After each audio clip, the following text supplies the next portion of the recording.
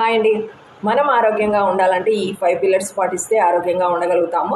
So, exercise చేయాలి, మంచి పౌష్టికాహారం తీసుకోవాలి, స్లీప్ మెయింటెనెన్స్ చేసుకోవాలి, స్ట్రెస్ మెయింటెనెన్స్ చేసుకోవాలి. లాస్ట్ వన్ వచ్చేసి వాటర్ ఇంటేకింగ్ కరెక్ట్‌గా తీసుకోవాలి.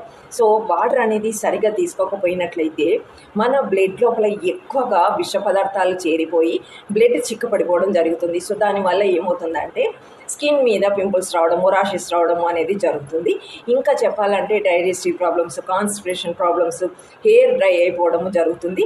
సో, ప్రాపర్‌గా మరి ఎలాగ మెయింటెనెన్స్ చేసుకోవాలి వాటర్ అనుకున్నట్లయితే, సో 20 కేజెస్ బాడీకి 1 లీటర్ వాటర్ అనేది ఖచ్చితంగా తీసుకోవాలి. సుమారుగా ఇప్పుడు 60 కేజెస్ బాడీ ఉందనుకుందాము.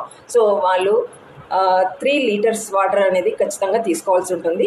ఇలా మీరు క్యాలిక్యులేట్ చేసుకొని మీ శరీరానికి ఎంత అవసరమో అంతవరకు వాటర్ మెయింటెనెన్స్ చేసుకున్నట్లయితే చాలా ఆరోగ్యంగా ఉంటారు. స్కిన్ గ్లో వస్తుంది. స్కిన్ మీద ఎటువంటి ప్రాబ్లమ్స్ రాకుండా ఓవర్కమ్ చేసుకోగలుగుతారు అండ్ కాన్స్టిపేషన్ ప్రాబ్లం నుండి బయటపడతారు. సో థ్యాంక్ యూ అండి.